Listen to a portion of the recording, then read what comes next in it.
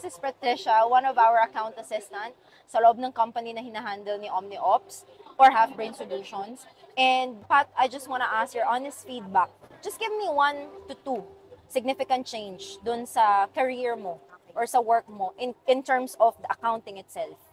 Nung pumasok ako kay Sweet Dough Bake Shop, as in, wala silang accounting. So, nung pagpasok ko doon, as in, gulo-gulo, hindi mo talaga alam kung paano ka mag-i-start. And then, paano ba yung system nila na ginagawa? Paano ba nila ina-accounts lahat ng disbursement, lahat ng mga petty cash, and then sales. So, nung nag-start ako doon, so, hindi ko alam paano rin mag-i-start kasi since manual nga, wala silang system talaga na ginagamit. So, si Miss Noemi, siya yung nagturo sa akin, uumpisahan yung mga accounts kay Sweet Dough Bake Shop. General ledger na tinatawag natin pang general accounting talaga. So, nandun lahat talaga ng disbursement, sales, and then yung mga other expenses pa natin. May tinatawag tayong audit yearly.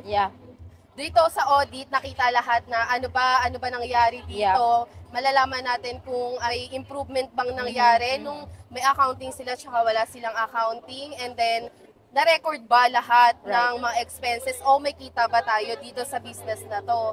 So, nung chinek to ni Miss Noemi or nung other external accounting nila Miss Lee, nakita nga doon na may kailangan siyang i-improve na gawin para dun sa template nung Google Sheet.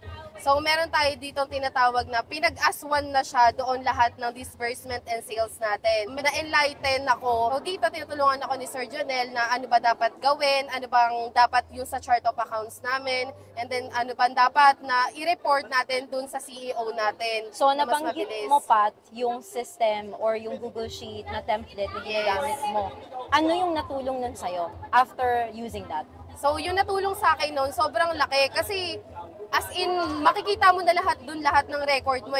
Kesa yung sinusulat mo lang, pag sinulat mo siya, possible na mawala mo yung receivables. Hindi mo na alam kung nagastos ba to, kung saan ba to napunta, o ninakaw ba to, hindi man natin sa pinagaano. Siyempre, di ba, accounts yan.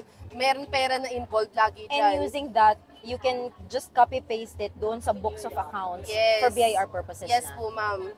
Kumbaga, isa-summary mo na lang siya. Mas madali na siyang isulat dun sa books of accounts natin. Mas madali na siya makikita kung ano ba dapat nating gawin kasi meron namang template si BIR na dapat sundin. So, in a nutshell, parang sinasabi mo na nakatulong yung ganong reporting system mo because nagamit mo nga yung mga templates na yun. Yes, ma'am. That's so, nice. ina-expect namin na magamit na namin yung bagong system para mas madali na siya. Kasi ganun naman talaga pag accounting. Pero pag small business naman nag-start, syempre, doon talaga mag-start. You're talking about the ERP system. Yes. Yes, ma'am. Gayon. So ngayon, wini-workout pa rin namin siya na maayos na yung pag-i-input. Sinuggest nung nag-audit kung paano dapat mas ma-improve yung mga recommendations nila. Yung mga recommendation nila. Last question, Pat. How was working with Miss Lee? With me? We've been working together for like 10 months. Yan. Si Miss Lee kasi, di mo siya makikita na as parang boss, yung boss na palautos dito, parang ibang tao ka, ganun. Makikita mo siya na as in na ka-workmate mo siya kasi tinutulungan ka niya in terms, makikita mo siya sa office namin. Pagdating doon, ang kalat dito, di na naman kayo naglilinis. So, kami, di namin siya pinapansin kasi busy kami. Ang gagawin niya, siya na maglilinis. So, saan ka ba makakakita ng boss na gano'n na yung boss mo, napagalitan ka na, siya pa naglinis, gano'n. And then, syempre, kapag nakikita ka niyang nahihirapan na, so, ginagawa niya, sige, hiramin mo si ganito, ganyan. Naiintindihan ka na hindi siya one-sided lang na person na kapag sinabi ni ganito, eto kasi ma'am si ganito siya na sisisihin. Tatanungin niya muna yung other person na ano ba nangyari, ganito. So, ayun, dun mare-resolve yung problem lagi. Hindi siya laging one-sided. Strict ba si Miss Lee? Si Miss Lee kasi, masasabi mo siya, strict siya in terms na kapag work talaga na serious talaga as in. Kasi kapag, syempre pag strict naman, makikita mo naman doon na para hindi ka rin magkamali. Pero other way naman, hindi siya totally strict. Halubilo siya sa'yo. Hindi naman lahat ng dapat ng boss maging strict kasi the more na magiging strict sila, the more na magkakamali ka sa work mo. So, hindi siya talaga, parang balance lang siya. Strict siya kaya hindi strict. Ganun. Last question on behalf of Miss Noemi. How was working with Miss Noemi? Yes, I know that you're working together virtually, pero how was working with her? So, ano yung mga natutunan mo sa kanya? Si Ma'am Noemi naman, tinuruan niya nga ako, Just give me 3, top 3 na natutunan mo. Una, yung FS, balance sheet, pero tinuro niyo sa akin yon manually. and then daily work mo sa araw-araw para gumaan yung ginagawa mo.